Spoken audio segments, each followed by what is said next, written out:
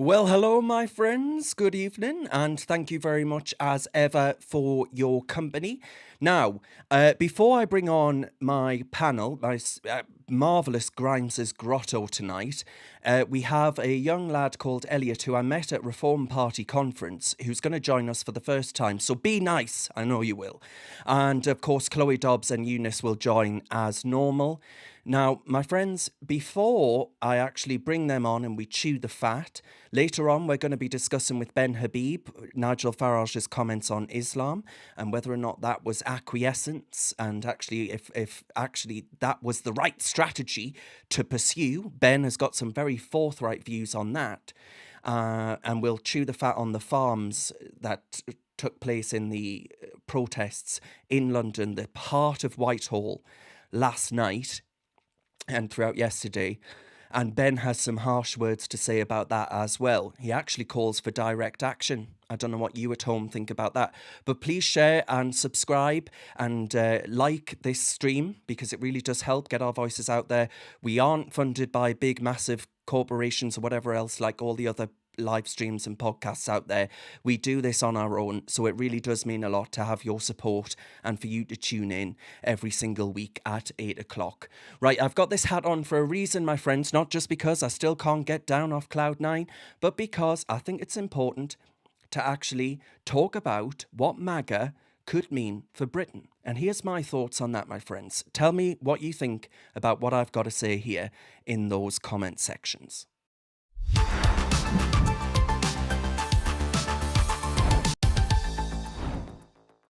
Ladies and gents, good evening. I want to start my digest by asking us to take a moment to reflect on the extraordinary lessons from across the pond. In America, the liberal media, so smug it has to be said, in their certainty, their liberal superiority, they're now grappling with a reality that they can't actually quite comprehend. Donald Trump isn't just a political figure. He's a movement, right? From his policies to his dance moves to Trump's cultural and political dominance, he's proven to be both viral and enduring. And it's the very things that they mocked about him, right? The double fist pump, the unapologetic nationalism, the focus on secure borders, deportations, energy independence, economic strength. They all resonate deeply with ordinary people. And why is that? It's because Trump speaks their language, be you black, be you Hispanic, be you whatever. He addresses their concerns and he doesn't apologise for putting his nation first. And that's something that we in Britain ought to learn and fast. Trump's actually shown us that optimism about your nation is incredibly infectious. When you believe in your country, when you speak directly to the concerns of people, working class, all races and all backgrounds, they respond. They show up in large numbers. He won the popular vote, for goodness sake. First time a Republican's done that for many a moon. And they fight for their vision. So let's ask ourselves this. Why can't Britain do the same? Have a listen to just how much humble pie CNN, the liberal network, has had to eat over Trump being lapped up by all sports across the United States of America. A truly viral moment. I do want to leave you with this today. The celebration trend in the sports world, the Trump dance. Trump's double fist pump has been a rally staple for years now, usually to the YMCA. If we could keep playing that, that would be great. But now the dance jumping from rallies to sports. Monday night, U.S. soccer star Christian Pulisic busted out the move after scoring a go-ahead goal against Jamaica. On Sunday, it was pro football players hitting the Trump dance after big plays, Raiders rookie Brock Bowers in the end zone. Lions player Zadarius Smith with a quick move after getting a sack. And Titans wideout Calvin Ridley celebrated with teammates after a long score before it was called back on penalties. And one of Trump's favorite sports, UFC, not left out.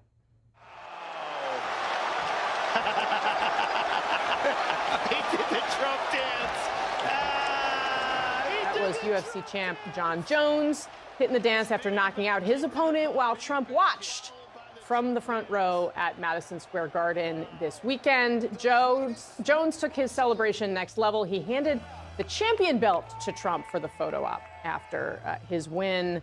But Mark Preston, the Trump dance, now all the rage. Okay, so just watching it right now, I think Ridley did it best. I think everyone else does it too fast. If you're going to do it, you have to motionally do this. If you ever see how Trump moves his hand, I've studied Trump. I played him many times in debates. It's like this. This is why you're the perfect person to talk about this. And I will say this was widely celebrated at the Republican National Convention. I think there were some eyebrows raised at the time, but here you go. They, I guess, made it iconic. Thanks to you guys for being here with us today.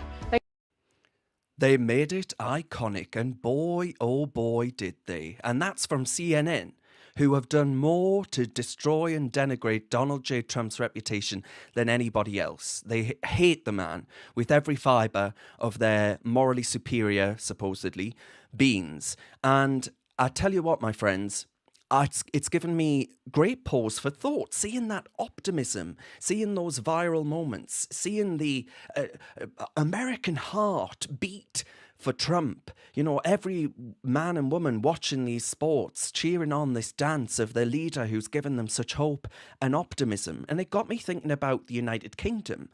Who is our MAGA champion?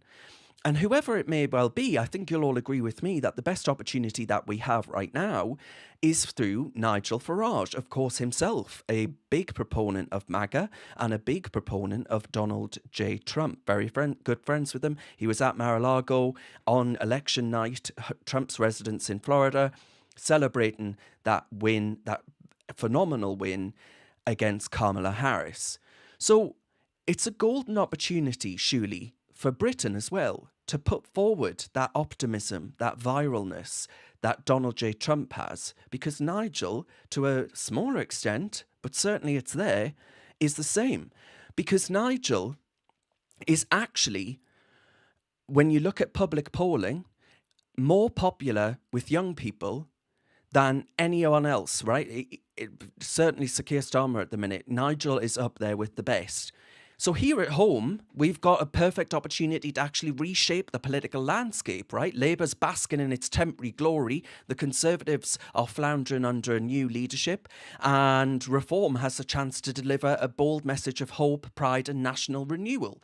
But only if it actually seizes the moment before either Labour or the Tories potentially get their acts together. I mean, I don't know about that because I don't know about you, but I happen to believe that Sir Keir Starmer is probably about as popular in this country as Rose and Fred West at this point.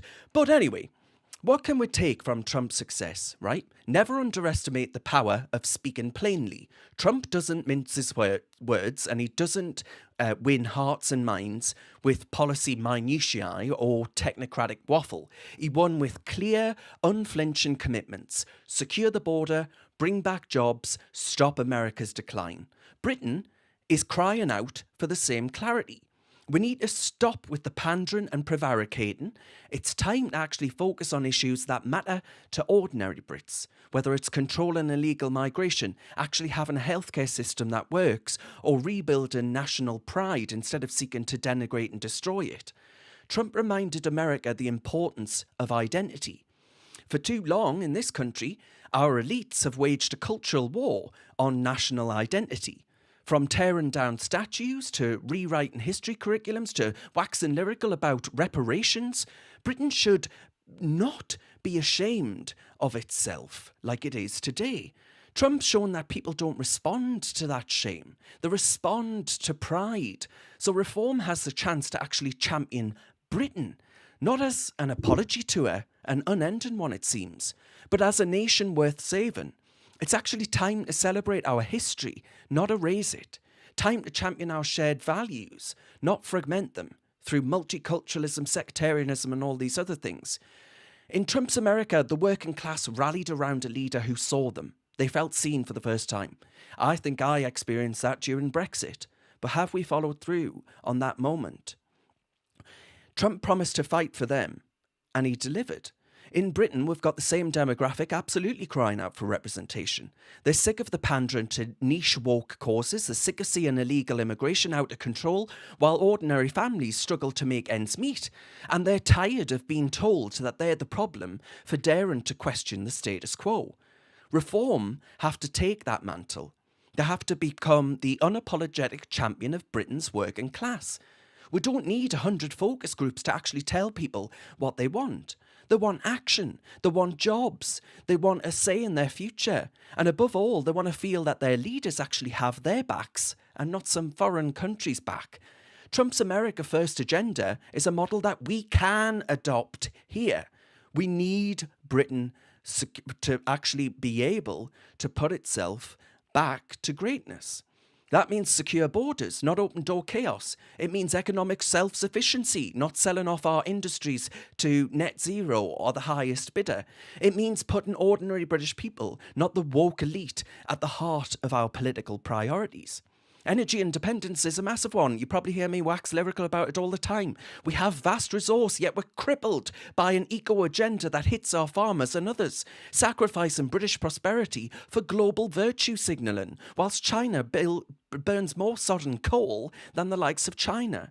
Trade deals favour us instead of actually focusing on the likes of the European Union. What about those? Why are we shackled to an outdated agreement that puts Brussels' interests above our own? Reform actually has a chance to chart a new course, one that says we're going to put you first. I'll probably be cancelled for saying that now. Britain first, he said, Britain first. It's a movement, right? Not a party. Trump's genius was creating a movement, not winning an election. Reform have to do the same. This isn't about policy papers or parliamentary seats. It's about a vision that captures hearts and minds. A vision that says Britain can be great and that we can tackle illegal immigration and that we can restore pride in our culture and that we can make this nation a place where ordinary people, whether they're from Sunderland or Southend, feel valued, or Strathclyde to make Scotland feel welcome, and heard. The liberal elites in America said Trump couldn't win. They were wrong. You've just seen it. The elites here say reform can't challenge the old political order. But let's prove them wrong too. Britain's future is far too important to leave in the hands of those who've already failed it.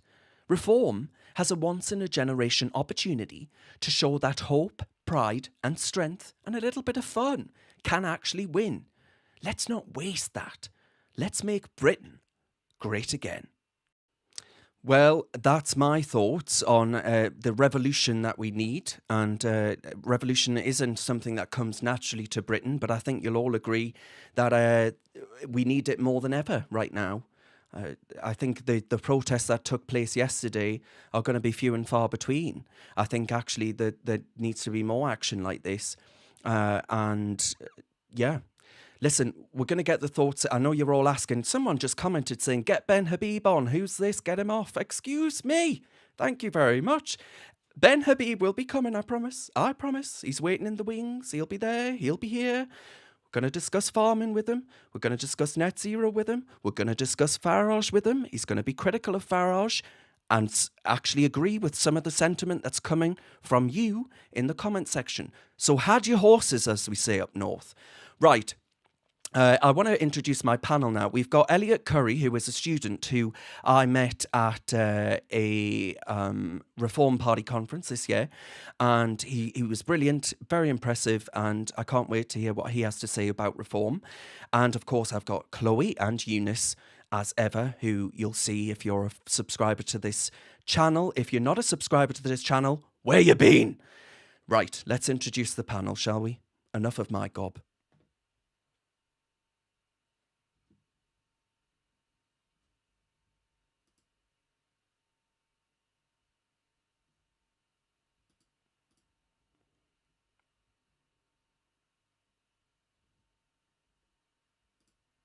And here we are, we're here.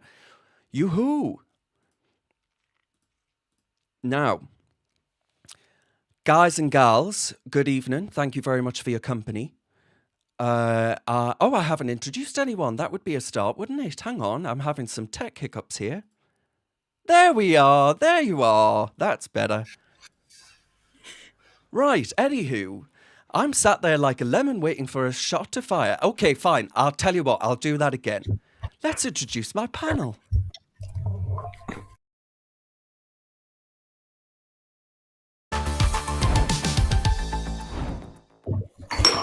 And there they are, like it never happened. Marvellous, marvellous. Right, okay. Chloe, Dobbs, Elliott and Younes, Thank you very much for joining us. I've put Stephen up on YouTube, on the YouTube comments already. Stephen is a good friend of the channel, and he'll be commenting, no doubt, but that's from last week. But he'll say something sound that I can put up, I've no doubt. But Elliott, on that point, just to introduce you to everyone, what do you think about what I said about reform? Are you still optimistic that they can be the saviour that we need? Yeah, completely. I agree with that. That being said, I do think they need to actually like set a plan out and stop sort of,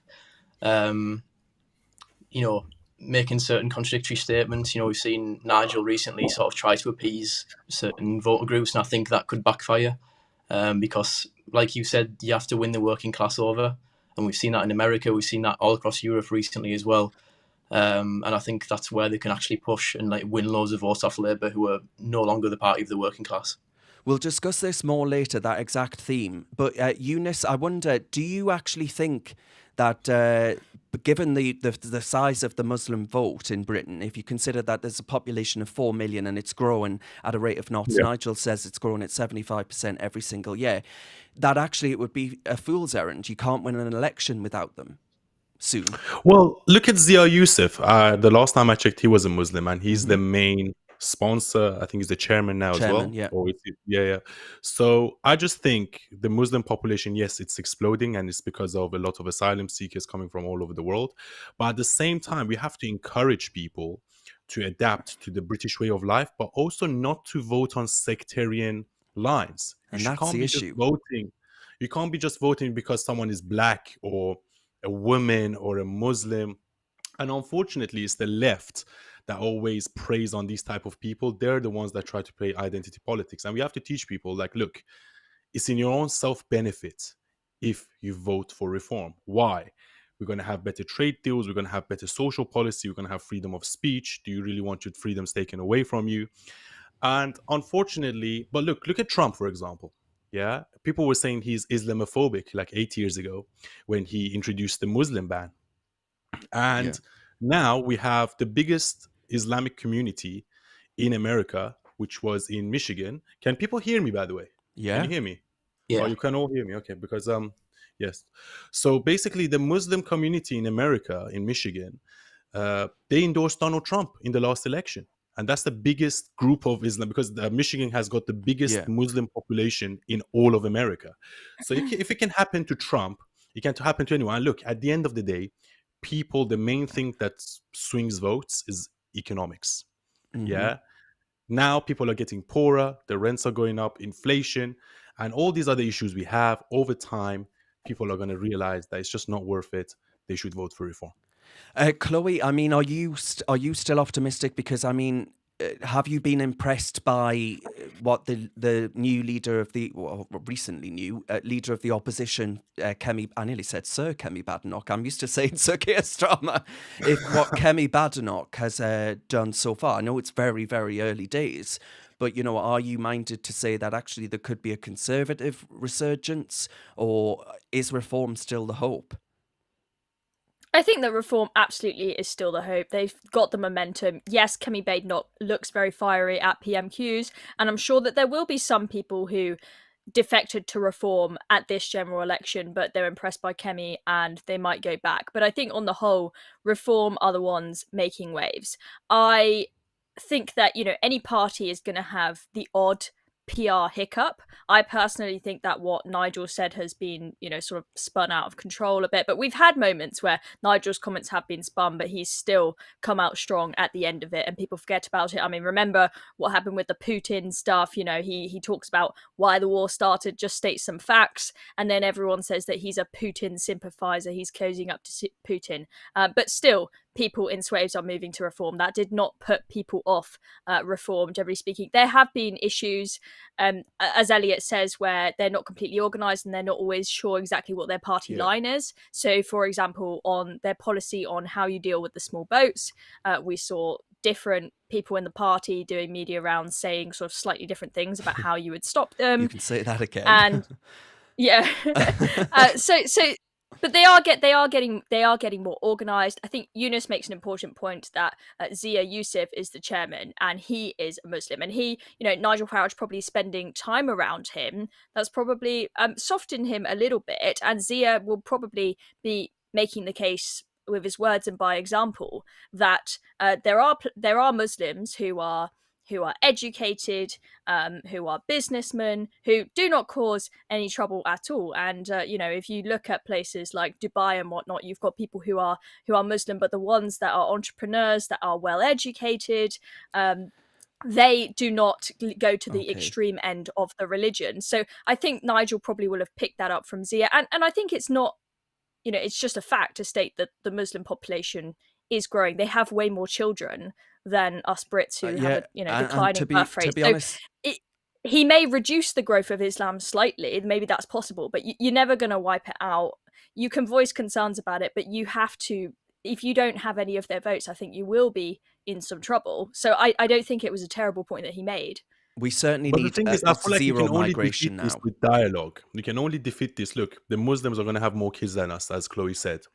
But over time, you can only defeat it with dialogue, only defeat it with better arguments. That over time, you start persuading even Muslims. Well, saying, Ben maybe we disagrees with you, shouldn't be Younes. sectarian. Ben disagrees with you, but we'll get on to that in a second. But I want to stick in with reform. I want to see what Lee had to say at Prime Minister's Questions today, because I actually thought he was the star of the show. He was absolutely brilliant, and someone's just suggested that Lee ought to be leader of reform. So let's have a happy listen. to ensure she gets childcare support to service families overseas. Shut up, Angela. 400 she gets a meeting with the relevant minister. Anderson. Thank you, Mr Speaker. Just a few weeks ago from that dispatch box, the Minister for Rural Affairs said that he'd been congratulated by a farmer over the introduction of the inheritance tax. Now, I think this farmer must have been a cannabis farmer, because just yesterday we had 10,000 farmers on Whitehall protesting against this madcap decision. So does the Deputy Prime Minister agree with me that this decision should be thrown in the trash can along with Rachel from Accounts' CV? So she stands up and she just makes a barbed comment about how the fact of the matter is Lee has been in several political parties or something like that. She doesn't actually engage with the substance of his argument. But one of our guy that works on Recent with us, Alex, who is great, who Elliott also met at Reform Party conference. But Elliott said, he pointed out that Rachel Reeves, that is, the Chancellor of the Exchequer, hasn't posted anything on X for 6 days. I'm wondering, actually, I think that Lee Anderson might be onto something here, because I think they're vulnerable over her fantasy CV and actually writing her job description in legal documents to actually state that she was an economist when she wasn't. Right? I mean, about as much use as you might as well put Theresa May in there, and she did geography. It smacks of hypocrisy, because they were the ones saying that actually we need to bring back some form of trust within politics, when actually they're balls deep in cronyism themselves and all this other stuff. I wonder, Chloe, if it will actually cut through. Yeah, I mean, the Labour Party are having scandal after scandal after scandal. It just will not end. And I feel like the Rachel Reeves CV lie. I mean, we say CV lie, we're talking about LinkedIn. I think that's a bit different. But then we've seen that it looks like on a Companies House document that she said that she was an economist. I think it is starting to hit. And you might say, oh, it's just one of many scandals. We'll have another scandal about the Labour Party tomorrow. We'll forget this tomorrow. I mean, we'll see. It really depends what else appears in the news. I mean, looks like Putin might start nuking some people, which is a bit scary. And that might be top of the headlines tomorrow, and we all forget about Rachel Reeves very quickly. So a lot of it is luck in terms of what is in the news. But this just feels like the cherry on top of the cake with all of the Labour lies, especially with there being a focus on it around the farmers' protests at all, where there's clearly a lot of frustration with the government. And, obviously looking at Lee's question now, I know we didn't see the response, but Angela Rayner just says in her response, oh, I've already outlined what we're doing to support farmers. Labour is, of course, always supporting farmers. Like, just not even the slightest acknowledgement of the difficulties that they are going through and the hard job that they do. It just showed how out of touch they are. You put all of that together with Rachel Reeves' CV, like, it's just not looking good for the Labour Party in general. Yeah. So, I mean, on that point, Chloe, that you raised there, Sky News are reporting that the UK supplied Storm Shadow missiles, which are a good form of tech, partially supplied by the United States of America and all the rest of it. The ones that we supplied have been fired at targets inside Russia. Now, Younes, this is something that you've been quite vocal about, but I see this, I don't know if you agree with this, but I see this as President Biden trying to secure a legacy for himself, which may risk actually escalating the war even further. I mean, who knows if Putin might have his finger on the nuclear button right now, for all I know. But actually that this risks an escalation where at a time when President Trump is going to come in, and even President Zelensky himself said that he assumes that the war will end a hell of a lot sooner than it otherwise would under President Trump's leadership. So this is Biden trying to secure a legacy before he retires and risking World War III. I mean, I couldn't imagine anything more bloody selfish. This bloody horrible selfish geriatric. What legacy, though? I don't really understand, because your legacy is, you started World War III. Oh, well done, Joe. You was probably the worst president of United States in modern history, and now you started World War III. Yeah, what a great legacy. No, look, I'm going to try to be fair to both sides on this, because I know there's a lot of pro-Ukrainian people, there's a lot of pro-Russian people. Let's not forget that Crimea was invaded under Obama. Then Trump was elected, and we had 4 years of misinformation saying he's a Russian asset, Russia hoax. The only reason why Trump won the presidency in 2016 is because the Russians spread misinformation online. All of that was proven to be a lie under the Mueller report. Yeah, so they spent 3 years trashing him, and it was all a lie. It was all propagated by the Clinton campaign, that they couldn't swallow the hard pill of loss.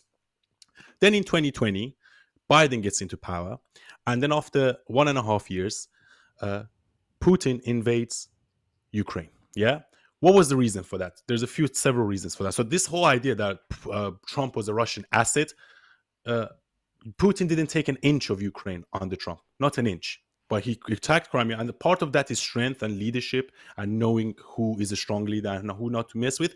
But another part of that is that Biden were poking the bear, and they were expanding NATO. And let me just give you an example. If there was a military alliance in which Russia was in a military alliance with Mexico, I'm pretty sure that America would react. So when Russia tells you don't expand NATO eastwards, and then we expanded 1,000 miles, then you're provocating the bear, you're poking the bear, so he's going to respond.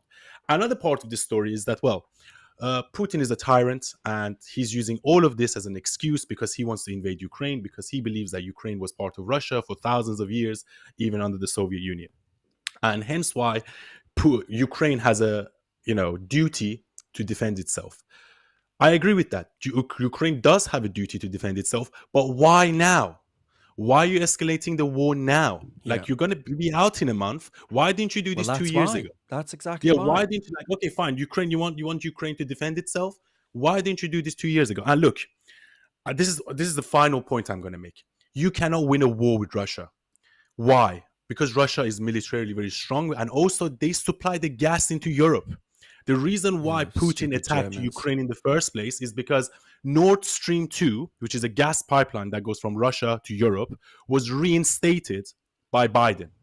And that literally funded Russia to be able to fund the war. And at the same time, if Putin wishes, he can freeze Europe to death. So you cannot go to war with someone like that has control over your energy sources. Well, Younes, hang on about that, because I think you'll find that we don't need President Putin to freeze us all to death. So Keir Starmer is doing a pretty good job of doing that himself. Elliott, on that point that Younes raises there, I mean, are you of the view that we should never have got involved in this territorial dispute in the first place. I mean, Ukraine was seen by the United Nations as being too bent to actually join the United Nations. So, I mean, at what point do we say, well, we've made ourselves penniless, we were already skint, we've made ourselves even more skint, and that actually we should never have got involved in the first place? Because I tell you what, for saying that, I think this war could have been ended a long time ago. Yeah, I mean, look, I'm of the opinion that we should never have been involved. The West, but we know that they're an old enemy. Since the end of the Second World War and the beginning of the Cold War.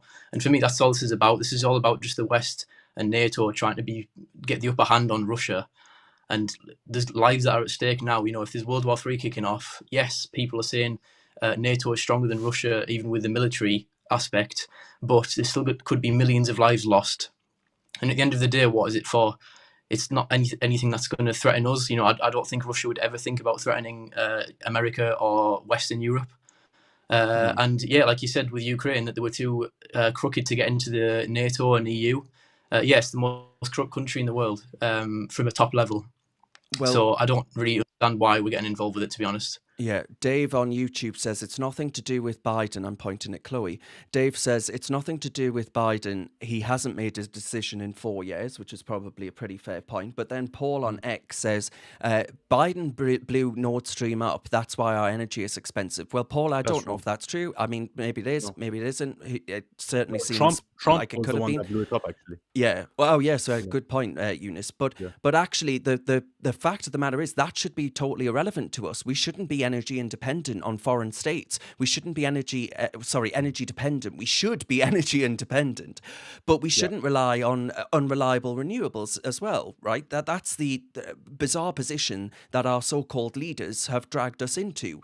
Now, I want to get to Ben Habib, otherwise I'm going to keep you all here all night. But the other thing I wanted to discuss before I do that is, and you pointed this out, Younes. Can I just say one last thing after this? Just one last point I wanted to make on regarding this. Russia On and this. Ukraine. Yeah. So look, the thing is, the longer the war goes on, the more territory Russia is going to take from Ukraine. So now they have about 25% of eastern Ukraine. The longer the war goes on, in 2 years' time, it will be 50%. In 10 years' time, it will be 100%. So it's in the interest of the international community, because you're not going to take back the land that Russia's already taken. That's a fantasy. That's a dream.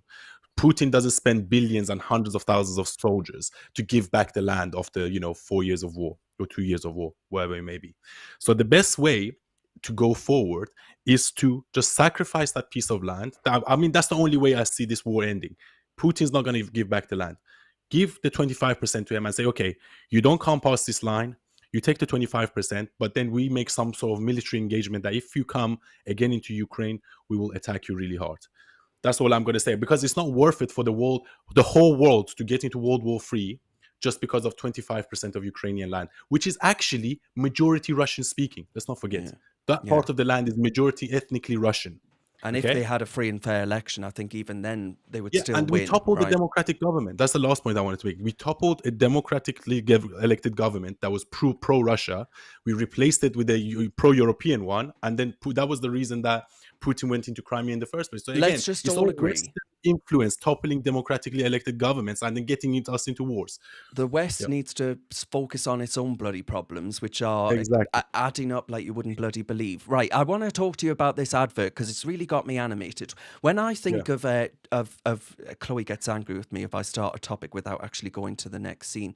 But if I think of Jaguar, I think of the iconic black cat logo, right? I think of Maggie Thatcher being driven around in a British-made Jaguar. I think it's based in Coventry, a British-made Jaguar, and that beautiful cat lying on the front of the vehicle.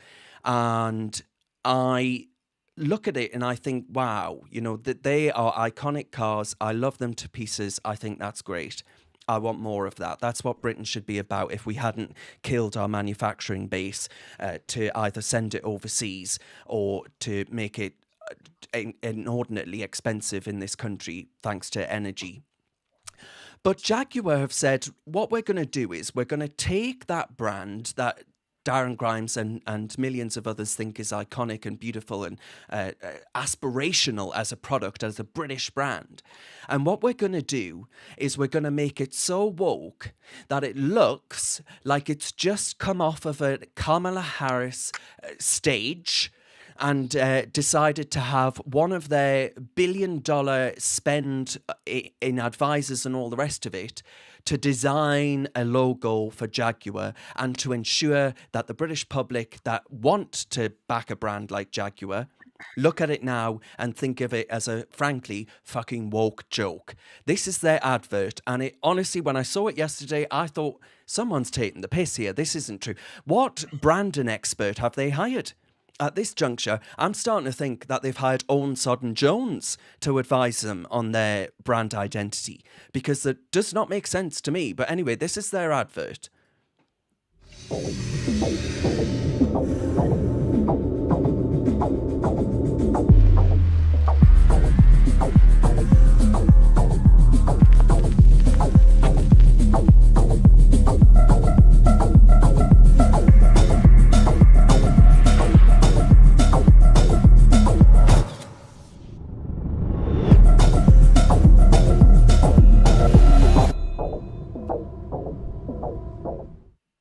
I mean, I'll just take you back a frame there. Copy nothing. Now, this is the new logo, right? But it says copy nothing. Thank you, lucky fucking stars, Jaguar. No one will be copying that crock of shite. I promise you that much for free, so you needn't have bothered there. I mean, this is just wackery and wokery over actual putting in favour brand and reputation and throwing it out the window altogether. I mean, Chloe, am I being too harsh here, or would you look at this and think, well, that's not the Jaguar that I recognise at all? I mean, just if you forget the DEI stunt that they've done here and you just look at the logo change, I mean, that is abysmal enough as it is. They've taken themselves away from being a classy brand to just some, bog standard logo. And I know there's sort of been this movement over the years when it comes to branding to making things more simplistic. I mean, for example, when the iPhone first changed from being all in 3D to going to iOS 7 and everything was more sort of 2D, flat and clean. And then we see in marketing a change that followed where people went for more sort of crisp, simple logos. So I get that, but I don't think it looks anywhere near as classy. And then on, this DEI stunt, okay, sure, they haven't gone to the lengths of, holding up some pride flag and talking about LGBTQ rights in the advert. But, and I'm also not saying that an advert of a British brand needs to be full of completely white people, right? But I can clearly see that they are box ticking here. Yeah. Also, what the hell has this got to do with cars? Where's the car? Where's the car, Chloe? Yeah, exactly. I know, in marketing, adverts will often show something that looks just absolutely bonkers and maybe not to do with the brand, just because that is very memorable in your head. Things which look crazy are very memorable, so you remember the advert. But I'd like to at least see the car. And also, they haven't really done anything that's that memorable here. They've just got a bunch of women in different dresses to walk around. I don't get it. Yeah, I don't think you can safely and securely do that, to be honest, because, I mean, just to look at this crowd here, I mean, that could be a multitude of things, to be honest. There are some blokes there, or yes, people that I would see call some men in the back. I mean, I don't know what that is. It looks like a Green Party MP. But anyway, the fact of the matter is here, I mean, Elliott, you're young. This is meant to be youthful and down with the kids. Are you going to be rushing out to aspire to buy a Jaguar? Well, not anymore, Darren. I think as well it'll be interesting to see what happens with the revenue of the company going forward. Yes. I mean, we've seen other companies, for example, Ubisoft, Disney, where they're losing millions and billions of revenue because of woke decisions. Such a classic phrase, go woke, go broke. And I think we could see that happen to Jaguar as well going 100%. Forward after this terrible advert. It has just happened, and I like to think I'm partly responsible because all of the newspapers were saying far-right commentator Darren Grimes or some shit like that slagged off the Boots advert because it had the actress in it who said infamously that the balcony at Buckingham Palace, which was filled with the royal family, was terribly white, as if that's some egregious act to have unleashed upon the nation, or not obvious to absolutely everyone that the royal family of the United Kingdom is indeed white. So, you know, they lost a load of money. Their share price has gone through the floor. And I said, great, brilliant. More power to Darren Grimes' elbow. But just a bit of gaming on YouTube says it's not Jaguar, it's Jaguar with a painting nail emoji and a pride flag. And I think that's very good, actually. Well done to you, just a bit Brit Gaming. Okay, right, my friends. I think I want to cover this in a bit from my Substack, but I think what I'll do now, because I can imagine people are getting restless, I can see you're a very impatient crowd, I'm going to get into the Grimes' hot seat, and we'll see who sat in the chair, shall we?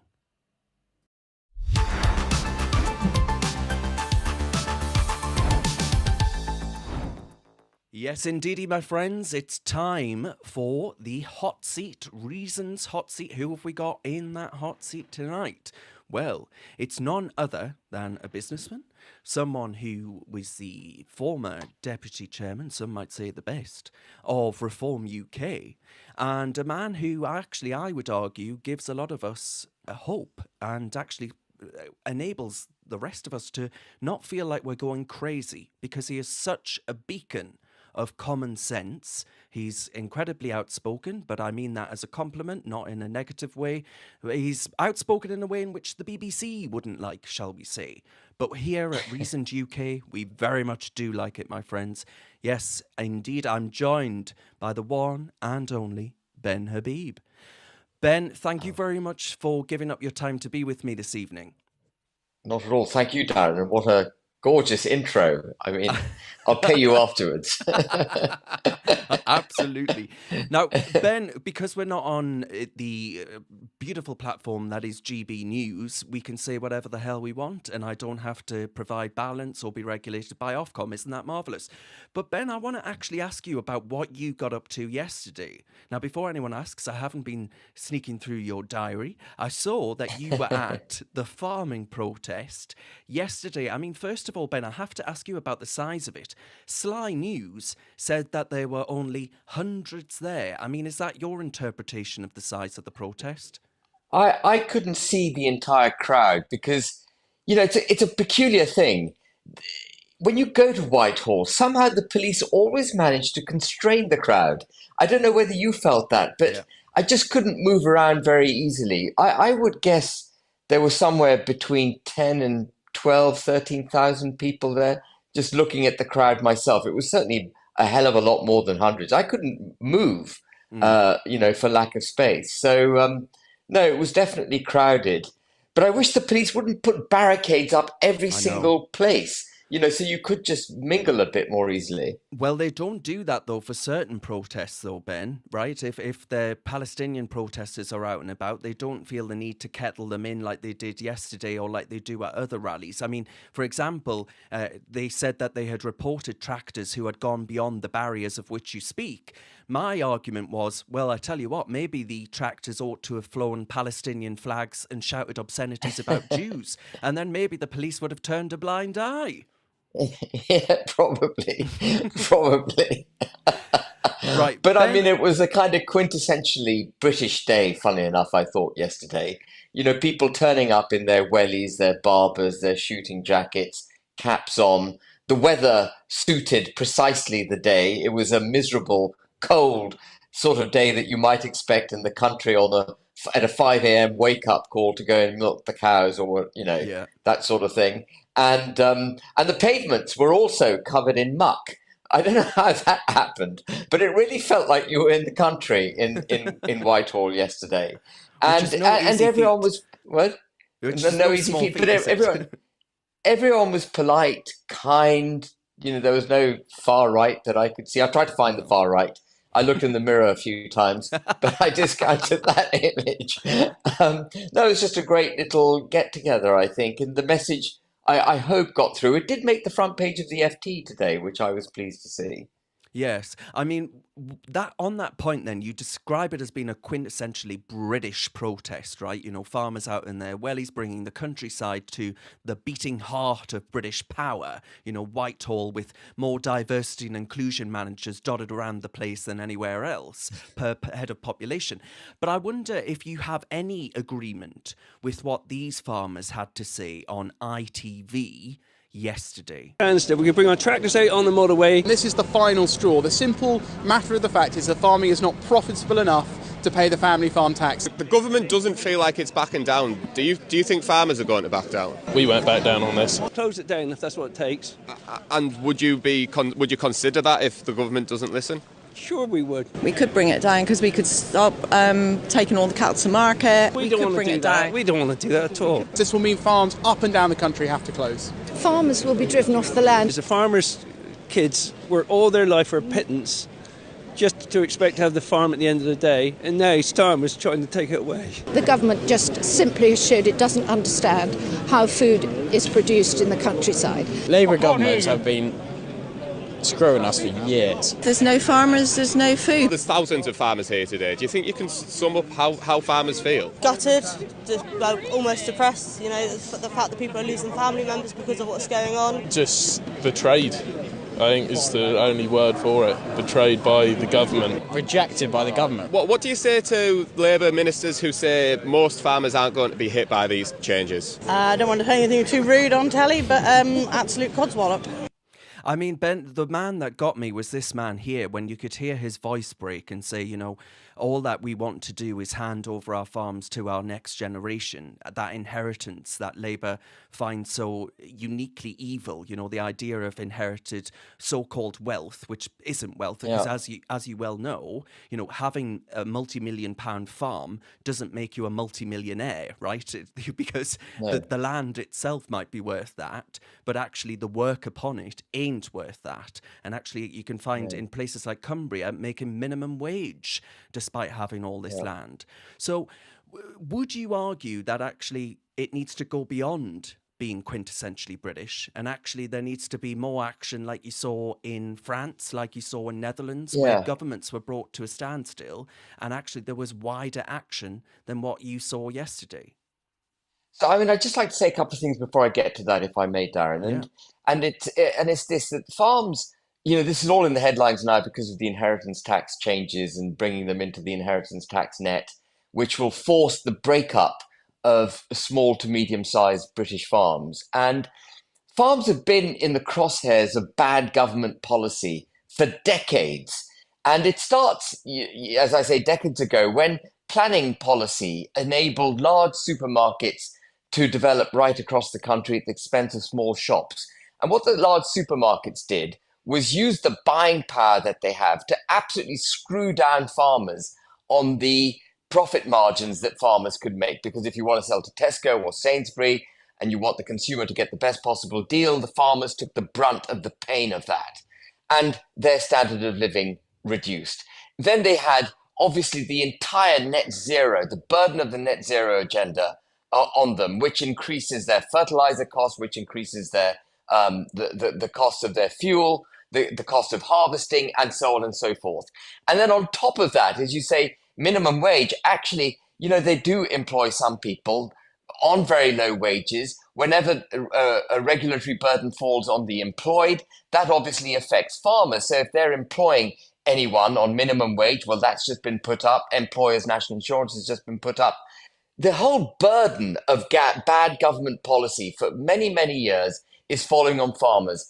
And while I'm just discussing that, I will say that it's not farmers alone who have, you know, been in the crosshairs of this. Small and medium-sized businesses right across the United Kingdom have been hit with the same lack of joined-up thinking.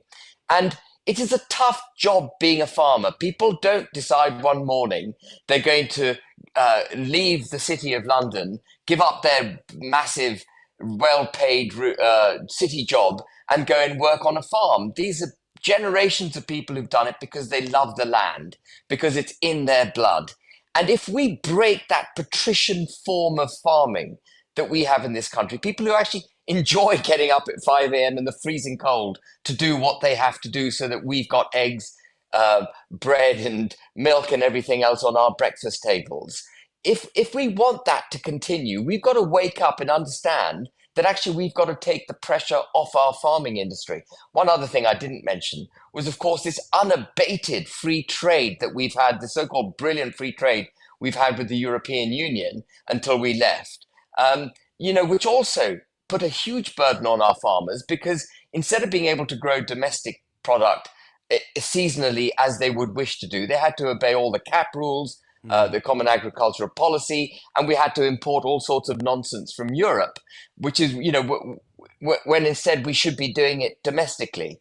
And what our government needs to do, really critically, is to support our critical food supplies. And if they really care about the planet, they wouldn't go thousands of miles to import this food. They would grow it locally, and they wouldn't be giving farms over now to solar panels and to wind farms and all that kind of garbage. And they're also going to, by the way, now start putting houses on our farms and our green areas, because there's far too much immigration. They can't cope with the speed at which houses need to be built. And also net zero again, because if you repurpose town centres to create residential units, the net zero burden on those existing units is too high. So they go to the green fields where it's easier for them to do it. The farming industry and rural United Kingdom is being pressured in every direction. And so it's not just the inheritance tax, it's all the things that I mentioned and probably other stuff that I've forgotten to mention that's come to, pressure them. The point that the farmers were raising there earlier, how do we get the government to actually notice British farming? Because, they've tried going through the democratic means, right? They certainly didn't have a chance at the ballot box because of the fact that it was never actually, they were never told that this was going to be put into policy. They did it subsequently in the first budget of this government. How can people actually make their feelings clear on this? Because I would argue that the vast, vast majority of Britain are on the side of the farmers. Absolutely. And small, medium-sized businesses and businesses that are inherent for our national security. We all get it. It's just the government doesn't seem to get it. And I think you're right. This government may have a 175-seat majority, whatever it is, but they only got 9.7 million votes, down 600,000, 700,000 from what they got in 2019 when they took a drubbing. They do not have the popular support of the country. And I think it is time, that the Brits took perhaps a note, from the French and get their tractors out on the streets and dump manure all over the place and make the point. Like Extinction Rebellion, when they bring central London to a complete halt and they've got policemen dancing with them and cajoling with them, making jokes, standing around while they lie in the middle of roads and make commuters' lives difficult. Let's give them a bit of that treatment. Let's block the roads. Let's stop the United Kingdom from working. Let's send the message home to Parliament. If they won't listen to reasonable arguments, then you have to become, I'm afraid, unreasonable. Yeah, well said, well said. I mean, what would you argue then to those who say, well, people like you and I have argued against the aims and objectives of the likes of Just Stop Oil, who glue their arses to the road and all the rest of it. If farmers do the same, are we hypocrites? I wouldn't, certainly not. I wouldn't advocate, by the way, the destruction of any of our fine art and our national treasures. And I wouldn't advocate any farmers glue their bottoms to the road. I think that's just an absurdity. But there's no comparison between Just Stop Oil, which is part of the same ideological ridiculousness that has got the farmers into the problems in which they're in. The farmers need to be heard. Look, it is fundamental. It's like I think the lady said, no farms, no food. Get it through your heads. And if the European Union wishes to cut up rough, and let's say we have a trade war, Trump imposes tariffs on Europe, we end up on the Anglo-Saxon side of that trade war with Europe. We will be ever more dependent on our farms for our food, and they won't be able to produce it because of years of bad policy. We won't be able to respond to the nation's demands. It needs to be dealt with. Yeah, I mean, Jeremy Clarkson yesterday, when he was on stage, he delivered this brilliant speech despite the fact he was quite unwell. And Clarkson was talking about how the fertilizer, for example, under environmental rules, has a tax applied to it, and it makes it more expensive. The burden is greater for especially small farms, but all farmers across the piece. This is all part of the net zero story, right? It is. I'm wondering, Ben, to what extent do you think the British public will wake up to just how perilous a position net zero places the not just farms, but the entire economy in? Because we also saw today, or heard today, that the rate of inflation has gone up past what the Bank of England predicted it would be. And they put that down to, guess what, Ben? Well, energy. Who could have guessed it? Energy costs. And I just wonder, what will it take? We're waking up to the plight of farmers. Will we also wake up to the regulatory noose that has been tied around the neck of the British economy? So one of the challenges we've got, those of us who wish to communicate the dangers in which we're putting ourselves with this net zero policy, one of the challenges we've got is that somehow people have equated the drive to net zero with saving the planet.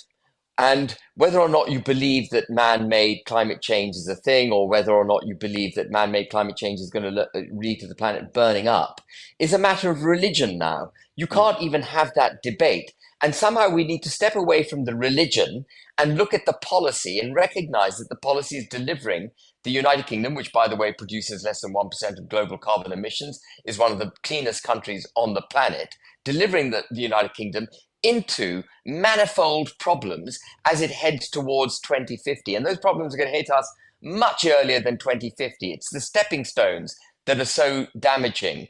And the other challenge we've got is drawing together all the multiple impacts of net zero. It's not just that your fuel at the petrol pump is going to go up, or the fuel in your gas boiler is going to go up. It's going to increase the cost of industry. It's going to make our security it'll make our defenses less secure because we won't have steel to build ships with. It will make our farming more challenging because of the cost of fertilizers and obviously the cost of fuel. It makes everything more expensive. And when everything becomes more expensive, interest rates go up. So borrowing costs go up. So you have less money in your back pocket if you borrowed against your farm or against your business or against your home. And so on and so forth. And you produce less profit. The government continues to be hungry for the need for cash. It goes on raising taxes, and you end up in a doom loop. Expensive energy leads to multiple bad outcomes for the entire United Kingdom and, of course, for the farming sector amongst it. And it's drawing together all those dots, which is challenging for political commentators because, you need a bit of time on a program like this to elucidate it. And, we just got to keep banging that drum and hope that the penny drops. Yeah, I mean, I obviously agree with that and very well said, but I wonder to what extent the media class get that and whether or not there isn't more of a need for independent media such as this, because the likes of James O'Brien tried his sneering old condescension and he was given very short shrift, and I think you might approve of this. I think it'll have the Habib stamp of approval, but have a little listen. I'll just play a short part of what was said on his show on LBC yesterday. Stop talking over me and let someone who actually knows speak for once. And I know that's difficult for you, James. Why are you so rude, Charlie? It's not my fault. It's not my fault. You've just made. You are the rudest person on the radio because you sit there with your I'm the second rudest person on the radio at the moment. At this moment, Charlie. When a farmer inherits his farm and he can't afford to pay that inheritance tax because it's hundreds of thousands of pounds and he only makes £30,000 a year. Well, can we crunch the numbers quickly? That's his home, James. Can we crunch the numbers quickly? Yeah, by all means. So hundreds of thousands of pounds worth of tax, presuming, of course, that it's passed from spouse to spouse and then to heir. So it's in excess of £3 million. So for hundreds of thousands of pounds at a 20% tariff, regardless of what the figure is, the percentage is 20%. You'd have to be living in an estate worth sort of £6, £7, or £8 million. No, £4.5 million, James. No, hundreds of thousands of pounds. You said. 4.5, yeah, exactly. So that's 1.5 million, 20% of 1.5 million over 10 years. Yeah, and how are you going to pay that? 40% for everybody else. How are you going to pay that when you earn 25 grand a year? The same. Well, I don't. How can you possibly be arguing, Charlie? Mate, Charlie. My house is protected. When a farmer inherits his farm, his house is at risk. Why don't you sell some stuff? Like what, James? Well, some of you. Who's going to buy it? Some of your land. Who's going to buy it? Who's going to buy it? I don't know. Lots of people are trying to buy land. We spoke to. That's the funny what thing. do you want to name? Another farmer's not going to buy it, John. are they? John's going to buy it. Farmer, John is going to buy it. John's going to build solar panels on it. John, I don't know what he's going to do with it, but he's going to. But you asked me who was going to buy it, which you don't recognise.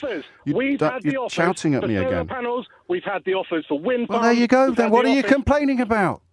Because we don't want to concrete over the land. I know you're a townie. I know you're happy living in your liberal elite world of London. But for us, the countryside is the countryside. It's where our food comes from, James. So you've been offered. You seem to have forgotten that. You seem to have forgotten that, haven't you, James? Charlie, you can't don't. accept it. Okay, mate. I'm going to have a I'm little. not your mate. I hate you. I think you're an idiot. Okay. I think you're a lefty, liberal, woke idiot. Okay, Charlie.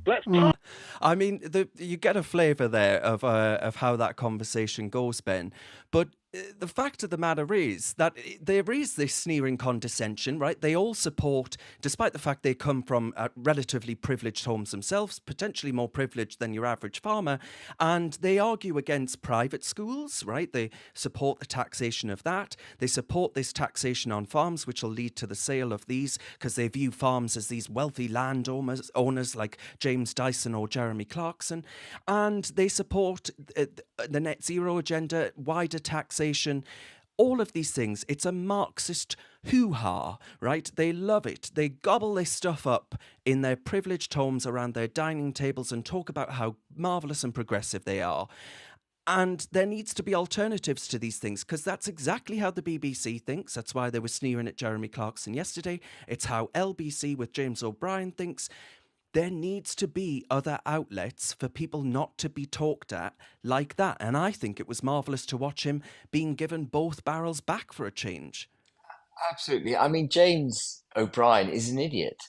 He simply doesn't. He really simply is an idiot, because if he likens having to pay death duties on a farm to the same as having to pay death duties on a 5-bedroom house in London, he just hasn't grasped what's at stake here. A farm produces food. It's a very low profit business. Not many people want to go into farming. It's bloody demanding. Mm-hmm. I wouldn't want to be a farmer. I couldn't put up with the physical rigor and not knowing that I would always be living hand to mouth. It's a love of labor, if you like. It's a vocation. It's also highly skilled. Yeah. It requires the patrician approach for skills to go down from a father to son to daughter, whatever. And he likened it flippantly to, well, just sell some land. Oh yeah, you can sell it to a solar panel. Yeah, well, what about when we don't have chickens and we don't have cows and we don't have arable land, and we've got solar panels everywhere, but we're reliant on China for our food supplies? It's unlikely. But you know what I'm saying? He just hasn't thought it through. And it's a absolutely proven fact, though the lefties may deny it, that businesses that are family owned and go through the generations do a lot better because of the patrician nature of ownership. And the other thing I will just mention as an aside, I used to have a fantastic book. This is not an argument that I would make across the board, but I used to have a fantastic book of stately homes that were knocked down in the 20th century, knocked down because families couldn't afford the inheritance tax on them. It was cheaper for them to destroy their stately homes. And the destruction, literal destruction, that resulted from inheritance tax for this country is something that we should be utterly ashamed of. And to justify it the way James O'Brien did is basically, it is lunatic. It is lunatic. And he can't, either he doesn't understand what's at stake, or he is anti-British and couldn't care less about the nation state. It's one of those two things. Right, we're going to hear more from Ben in a second, who I spoke to earlier, but wait for it. Wait around, because Ben is going to get on to what he thought about Nigel Farage's comments around Islam. And that has annoyed a lot of you at home. It's got the conversation flowing in the chat already. Let's wait and see what Ben says about that. First of all, I want to go back to the grotto and find out what my panel thought of what Ben had to say about the farming protests, which Reasoned was at yesterday. Let's get back into the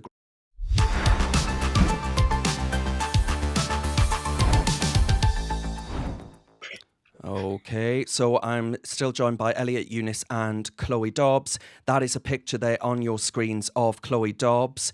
Beware of the bullshit, it says, with a picture of Sir Keir Starmer and Rachel Feeds. And the farmers were on full form yesterday, Chloe, weren't they? You can watch that video of Chloe interviewing farmers yesterday on Reasoned UK. Subscribe to the channel if you haven't already, and it'll be on there. But Chloe, I mean, from what Ben had to say there, are you in full agreement, having been there yourself?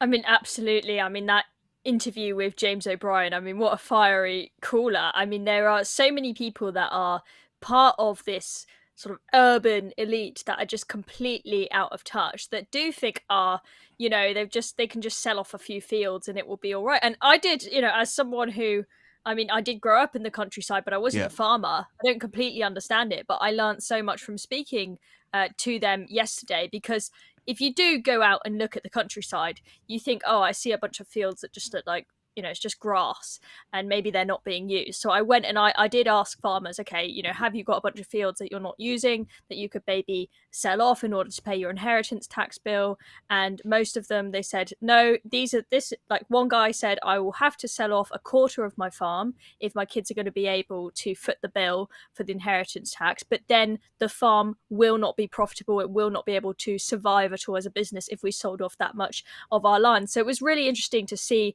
what they had to say, and they were very passionate. And this was not a partisan protest. You could have people who are left-wing, right-wing, Labour Party voters, Conservative Party voters, Reform Party voters, all agree across the spectrum that this is just not thought through. Mm-hmm. And Jeremy Clarkson, he wrote a good Times column just explaining why the Labour Party have done this. There are plenty of people who are not farmers who have bought land in the countryside so that they can take advantage of this loophole. So you can understand why the Labour Party wanted to do that. Why can't they just put their hands up, as Jeremy Clarkson said, do the big thing and just say, we wanted to get rid of this loophole, we tried it with this policy, but now we realise it was a mess up and we need to alter it so it doesn't affect actual farmers. But they've doubled down, and it was really sad to see Angela Rayner at PMQs today. I mean, we looked at that video with Lee Anderson, just no acknowledgement of them really whatsoever. Doesn't seem to even be aware that this huge protest happened yesterday. Yeah, exactly. I mean, Elliott, do you care about this? Is this something that's got you incensed? Because, I mean, a lot of what Ben had to say there was saying that actually, it's not just farmers. Net zero in and of itself, obviously the farmers have got this additional tax burden now, but net zero itself has been killing industries far wider than just farms. Although farms are obviously important, given that we eat. We need to eat. Yeah, of course. I mean, the first point I want to make about the farms is that when these farmers are having to sell the land, who's buying the land? It's going to go to big corporations. It's going to go to rich people. We've got an example in America, for example. Bill Gates is the largest landowner, right? So it's just going to go to people who've already got a lot of power, instead of remaining in these family businesses that are hugely important, to get fresh food, to get healthy food. And then the alternative is what? Is it going to be food made in factories, grown in labs? It's not natural food that will be grown if we get rid of the farms and the farmers. And the second point I want to make is, the net zero is not just going to be affecting farms. Something closer to my home, Redcar, for example, used to be one of the main areas for the production of steel, and that's gone now, and the area is now very deprived. So it's not just about the production of food and the production of raw materials. It's also the economic problems that come with net zero rather than the gains, because the gains, I don't know what the gains are. I've never had someone explain to me properly what the gains of net zero are. I don't think there are any. There are gains for China. Yeah, exactly. And we're buying it from China. The factories that have been relocated from here to China, we're buying the materials off them back here again. So what's the point of moving them in the first place? Yeah. Younes, where are you at on this? Obviously, you've seen what Chloe did yesterday, but what you heard from Ben, especially on net zero and farms, I mean, were you agreeing with him? Yeah, 100%, because this whole net zero policy is hurting the consumers and is hurting the producers. And as Elliott said, it doesn't do the environment any favors, because what we're doing, we are importing the energy sources, which means other countries are exporting CO2 and we all live on the same planet. So what sense does that make? We're not actually reducing carbon emissions. And I really encourage people to go and read or go and listen to this podcast with RFK Jr. that said the environmental movement has been hijacked by this whole carbon thing. The environment is not just about carbon. There's so many more elements to it. And actually carbon is like 0.001% of the whole environment. So this obsession they have with carbon is ridiculous, and it's actually not doing the environment any favors. It's hurting small businesses because, again, as Elliott said, it's gonna, if these people have to sell their farms, big corporations such as, or Bill Gates, individuals like Bill Gates, actually control, like, I think like it's something crazy, like 25% or 50% of all American food's land is like some crazy stat that one individual controls that much land in America. And similar things going to happen. And guess what? Bill Gates, people like this are, they were in favor of the COVID vaccine, pushing this whole COVID propaganda. Only God knows what they will put in our foods if they control our food sources. Yeah. Can I just say one thing quickly on that? So we will put up another video with another guy who spoke for a bit longer with us, who was talking about Ed Miliband's net zero agenda and what's going to happen with the farmland if we sell it off, because there's this argument being made, okay, well, you can sell it off to people who want to do carbon offsetting and they're just going to fill the farms with solar panels or whatever it is. And what this guy was saying to me is that the farmers, they do so much to take care of the wildlife, to care for the environment. They love the environment. They live in nature. But what they need is the government to support farmers to do those things. What's happened is farmers have been so squeezed. They lost all these subsidies from the EU post-Brexit and didn't really get the help that they needed after that. And he was saying, when you squeeze farmers like that, then all they can do, they have no choice but to just focus on trying to make profit. Whereas if you actually support them properly, give them what they need in order to take care of the environment around them, you don't need to bring in these big corporations to buy fields and fill them with solar panels. And the farmers who live there, they understand that environment far better than some big corporation coming in and buying a field there. So we've got to support our farmers. And, normally I'm not someone who's in favour of big subsidies and whatnot. I'm a free marketeer. But the simple reality is that growing vegetables is just not that profitable, right? The way you make a profitable product is you make something that has brand loyalty, i.e. something that is not really food. You make Skittles or whatever it is, some processed crap, right? If you sell a broccoli, like, what are you going to do? What's your unique selling point over the other broccoli sellers? You can't really create brand loyalty and rack up your prices. It's just not that profitable selling vegetables. But, if we let that industry die, well, we're all just going to eat processed crap all day. Yeah. And that goes back to Younes's RFK point, really, doesn't it? That's what he's big on. Right, okay. I still want to talk to you before we go about that story that I raised that's on my Substack from last night on this army veteran with PTSD that's just been banged up for speech crimes. But we'll get on to that after we've heard what Ben Habib has to say about Nigel Farage. It's the moment that everyone has all been waiting for, my friends, and we'll come back to the grotto after that to get your response to what Ben has to say. But here is Ben speaking about Nigel Farage on Winston Marshall's show discussing Islam and the Reform Party's response to it. Wow. Obviously, your involvement with Reform UK has been well documented, and we've spoken about it in the past. But I wonder to what extent you look at what just happened in the United States of America and what you think actually ought to be adopted by Reform UK as a strategy going forward. Are they doing enough? Because actually Trump managed to win round a lot of primarily men, but younger voters. And we're seeing signs that actually the Farage effect with younger voters is feeding through as well. What do they need to do for that to be a wider strategy that actually enables reform to become a real force that can actually champion everything that we've just discussed? I think there are a few things that need to happen. The first is, I hope you don't mind me saying so, I think Nigel needs to be less timid. In the pursuit of sanitizing reform and not wishing to upset the mainstream, I hear Nigel equivocating and often saying things which just simply aren't right. Like he wasn't clear on mass deportation, and even Suella Braverman was utterly clear on it. Anyone who comes to this country illegally should be detained and deported. It doesn't matter if there's a logistical difficulty in doing that. I know there are 1.2 million people in this country illegally, but they have to be deported. You don't give up because there's a logistical, practical complication with the policy. You find a way to deliver the policy over a period of time, but you deliver it.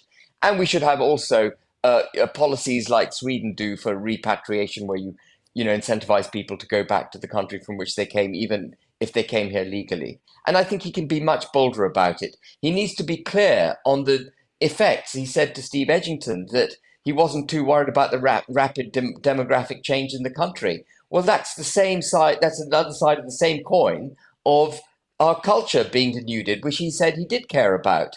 And so I think Nigel needs to be bolder, number one. Number two, I think they genuinely need to democratize the party. Nigel needs to have faith in the people that voted reform and give them a voice in the party so the party can carry the movement's views into government and also bring more people along with them. You will not be able to make the argument for the democratic unit and the constitutional democratic unit that is the United Kingdom if you yourself aren't democratized. That's vital. The third thing Nigel needs to do is build a really good team of people around him. And it's been 7 months since the general election, and I don't see anyone other than the other 4 MPs. I see no one on the front. Who's speaking? Where's the shadow cabinet? Who is speaking for reform? Sure, you got people like me, Anne Widdecombe, and whatever. I'm being quite critical now because you've asked me to be critical, and I'm going to be critical. I want reforms movement to succeed. This country desperately needs a 180-degree change in direction. Mm-hmm. That's not going to happen by sanitizing the way you deliver the bitter pill. You've just got to find a mechanism to deliver that bitter pill in the way that it needs to be delivered, so people wake up. And you've got to have a body of people around you that can deliver the policies required to digest that bitter pill, to bring it into existence and save the country. That Nigel's task is vast. Mm-hmm. His task is vast. If he's in it for saving the country, he's got a massive hurdle over which he needs to get. And that will only come by being surrounded by excellent first-class people, promoting those people into being public voices of their own, and moving the movement forward by democratizing the party. If he can do all of that, he will win the next general election. This is not about doing a deal with Tories. This is not about, putting reform in a position where it can influence the debate. That's for the birds. It ain't going to work.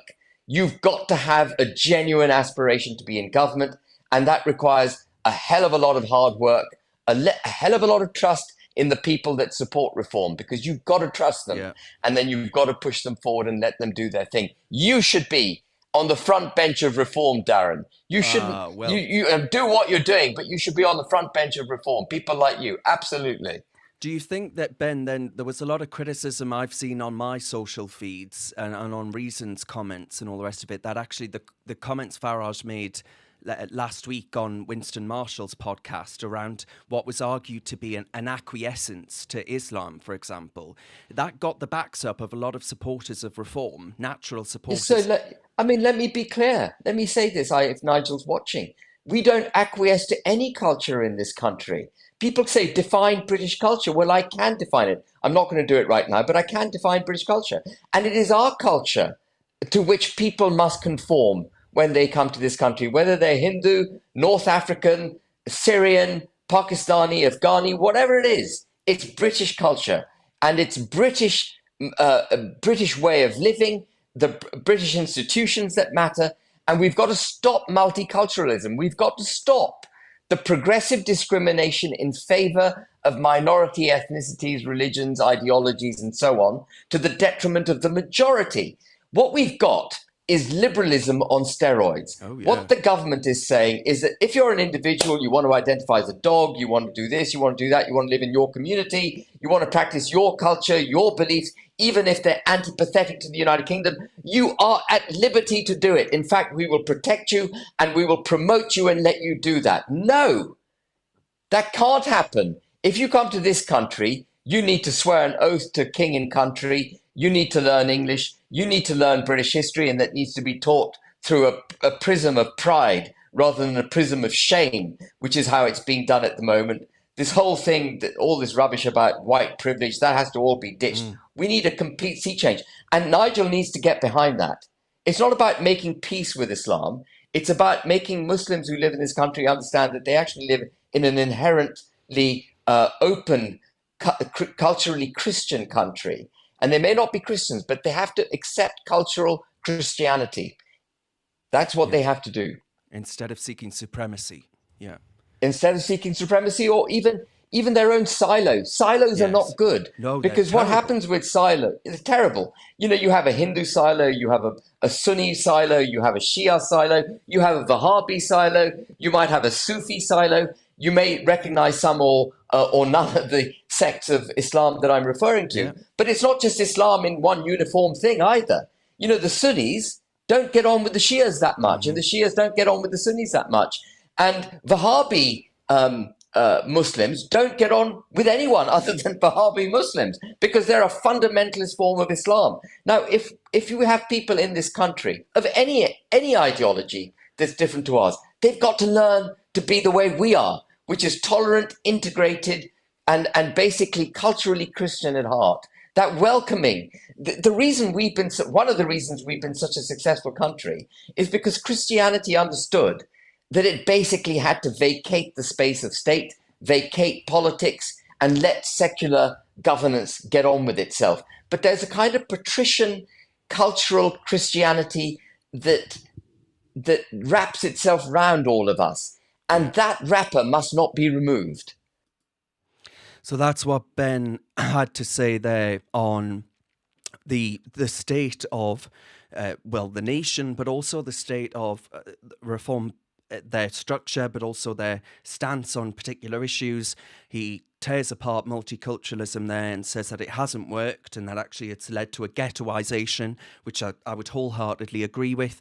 I know many of you in the comment section agree with that. I mean, Nigel, in that interview with Winston Marshall, he did say, to be fair to him, he did say that anyone here that doesn't have a right to be here should be deported, right? But he also said that 4 million Muslim people here right now, growing at a rate of 75% every single year, is growing at such a rate that we can't not see them as an electoral force and dismiss them outright. So the question I have for you at home and for my panel is this. Who do you side with on this? Who is right here? Should we seek to acquiesce and listen more to the Muslim vote, or should there be a forthright stance that says, if you are here in Britain, you ought to accept our views, our values, and not try and create your own little silos in which you don't speak English, which you expect the NHS to have a ream of translators, which you expect a whole host of completely different segregated communities? Or should we be more forthright on saying, as they did in the likes of Singapore, that actually sod your multiculturalism. If you are coming here, if you are in Britain, if you want to stay in Britain and all the rest of these other things, then you need to assimilate. How do we address that? Well, let's see I'll reintroduce the panel for the final time in Grimes's Grotto.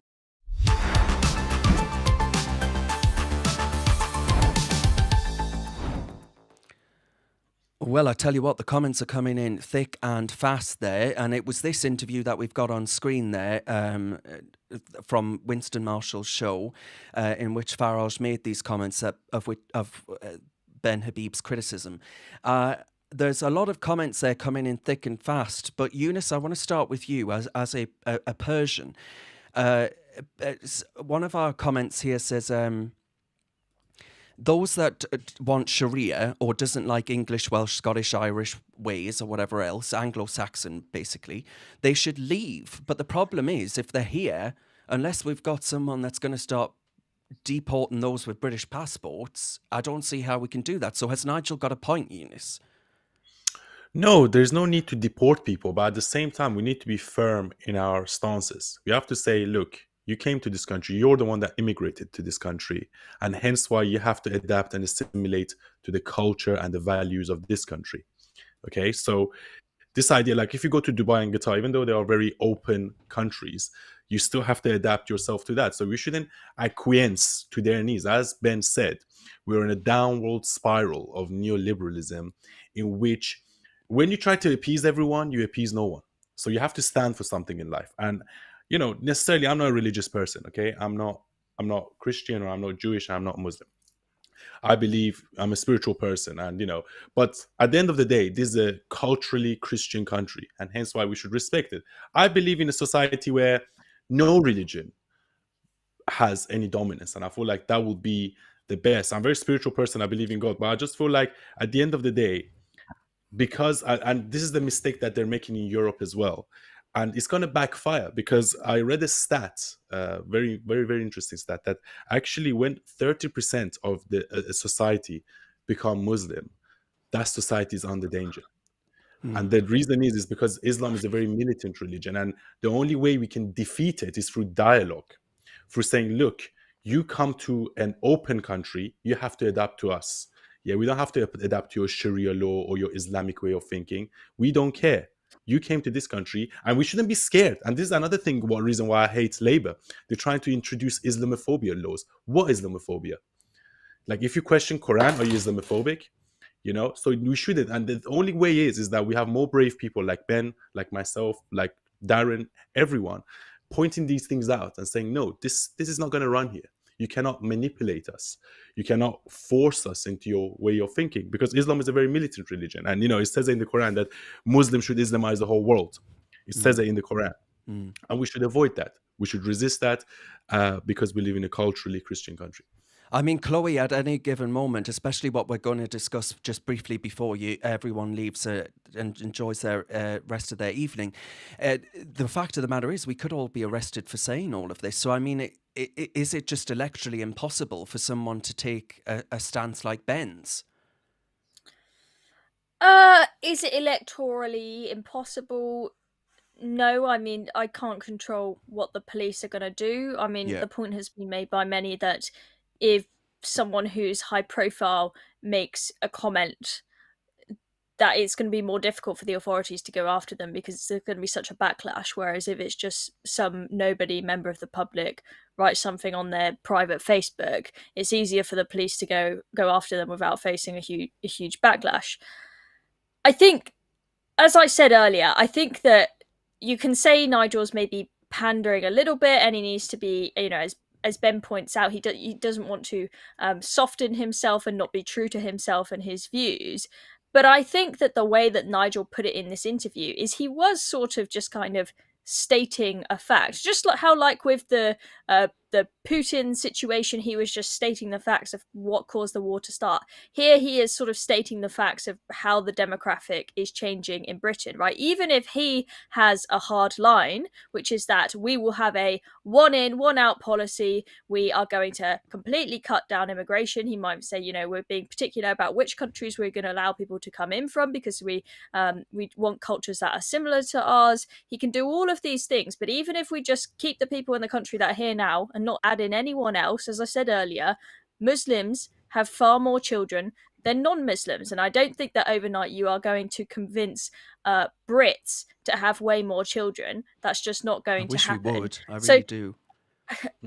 The reality is that the Muslim population is going to grow. So I think you've got to, as Younes has pointed out, have very strict rules where you say you assimilate. If you do not assimilate, then you're out. You know, if you mistreat women, for example, you're out. If you try to if you do horrendous things to people that don't follow your religion because you're a fundamentalist that thinks Islam has to rule the world and everyone else should be dead, right? Then you're out, right? You've got to be strict.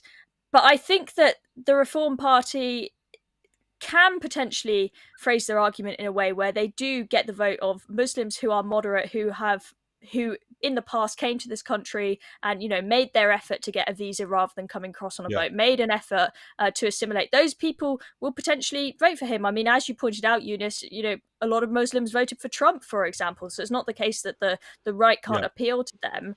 It's just. Yeah, we've got to be pragmatic about how we deal with Islam, because the reality is it's growing very fast, and you can try to limit its growth, but you're never going to extinguish it completely. Yeah. You shouldn't alienate the Muslim votes. So the thing is, even the videos I make, I'm not having to go at Muslims. I'm having to go at Islam as an ideology. And as a matter of fact, let's keep it real. Majority of Muslims that grew up in this country are actually moderates. Okay, they're not like these fundamentalists. Yeah, that's like a small portion of them, and people like Mohammed Hijab, propagate that. And then we have to shift the dialogue and say, no, people like Mohammed Hijab are wrong, and here's the reason why. And this is what I mean by dialogue. I don't mean you should sit there and speak, but there should be people like myself and other people like Ben Habib that come and question these things and say, no, your fundamentalism is wrong, and we shouldn't allow this type of brainwashing in society. So the younger generation, the impressionable Muslims growing up in this country, they don't grow up to be fundamentalist. Yes. And I mean, one point that George makes on Facebook is if a white British couple have more than 3 children, they're demonized. That's the problem. I think that's probably correct, actually, today.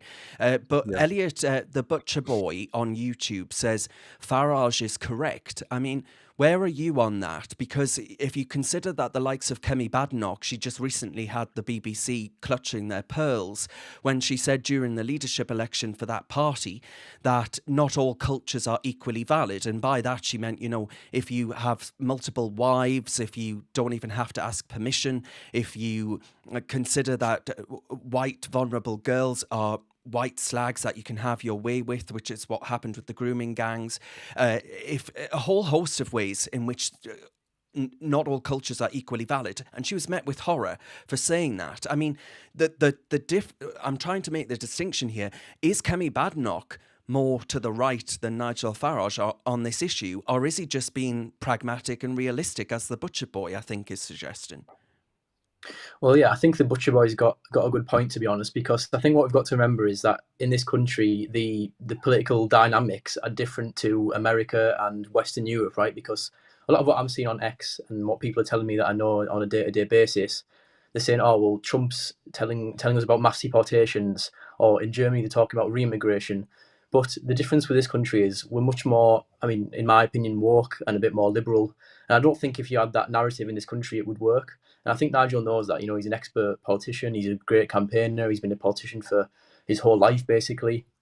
And I think he knows that if he starts taking these hardline opinions, that it could go terribly, terribly wrong, especially seeing as though Reform UK is under much more scrutiny than any other party, for example, the Conservative Party, which is why I think Kemi can say these things maybe a bit more, because the Conservative Party's got the reputation. It's been here since a long time.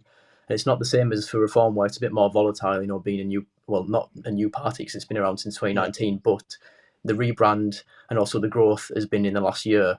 But back to what Younes was saying, though, I do agree with him that at one point you do have to actually take a stance and stop sitting on the fence, because when you try and appeal to everyone, you end up appealing to no one. And that's kind of the dangers of where Nigel's going with these comments, I think. Yeah. An Anglo-Saxon on YouTube makes the point that actually being moderate or some variation of that can always lead to not moderate, right? So it leads to a permissive society that says, well, let's allow Islam to run rampant. Well, what does that do to British culture? What does that do to the established church? I know Younes said he doesn't agree with religion, but that cultural Christianity is very much who we are as a nation. I've just been looking through my shifts at work over Christmas, for example, right? I can't imagine Britain would take it kindly if we said, well, actually, we need to be moderate, and that means we get rid of Christmas and stop observing Christmas or something like that. I'm being slightly facetious, but I'm not being too much so, because, as Anglo-Saxon says, what stops this? What stops that happening? Sadiq Khan cares more about Ramadan than any Christian holidays from the looks of it. Yeah. Can I just add something quickly? Because I think Ben said something really interesting. And he said that one of the reasons that reform grows so fast was the fact that Nigel Farage and the whole party were so outspoken. And now they've got a little bit of power. They're trying to be more moderate. But I don't think that's the right strategy. They have to continue to be bullish and sort of say things, the truths that people agree with, that people are scared to say. So I just don't think this strategy of, Nigel Farage trying to come across a bit, I just don't think it's going to work. You have to be like the same with Trump. He kept his stances. As a matter of fact, he doubled down on his stances. Yeah. And you have to say, look, I'm not against Muslims. I'm not saying Muslims are bad. But there are certain parts of Islam that have no place in our society. Yeah. And I'm not going to negotiate over that. If you disagree with me, fine, go and vote for Labour. I don't care. But this is why I disagree with. Yeah, I mean, Younes, I imagine you've got the hearts and minds of most of our viewers there. But I would say, exactly what I said at the start there. I would reiterate what Younes has just said. I said at the start, being completely unapologetic and unabashed about your positions on deportations and all these other things. That's what really helped the Trump platform, because it cuts through the bullshit, right? It gets straight to the point. That's what I love about Ben Habib. He doesn't mince his words, right? He gets straight to the jugular in some cases. And I think that's one of the reasons he got kicked out of Reform, and I think he should have never. Well, he hasn't been. He hasn't been technically. He's still in Reform, but we'll see what happens there. But right, okay. I want to finish with this story because I can see Chloe starting to fall asleep there. I'm just kidding. She's not. So this, I posted this on my Substack yesterday, and it says it was exactly the same judge in this case, right? That allowed a child rapist to go free, yet banged up an army veteran as a political prisoner. And I'm happy to defend these people. Everyone that's been banged up recently, I don't think they should have been pleading guilty. And my heart breaks for them, actually, because they've given the activist judiciary exactly what they want. But I understand as well the really quite precarious position that this places people in, not just financially, but with the rest of their lives. So I understand that. These are just ordinary people.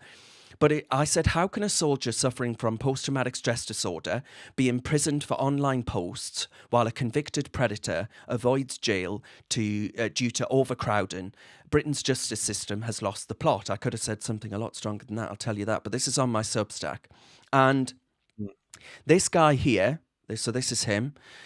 He served in Afghanistan. He is a former veteran of this country. He's from Wales.